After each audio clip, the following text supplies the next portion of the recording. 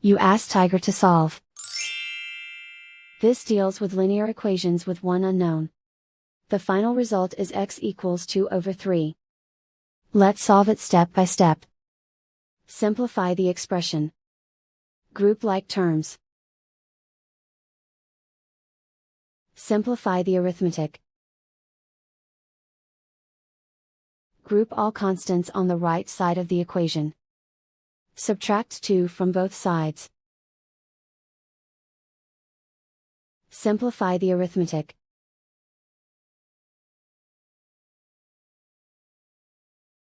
Isolate the x. Divide both sides by -3. Cancel out the negatives. Simplify the fraction. Cancel out the negatives. And so the final result is x equals 2 over 3.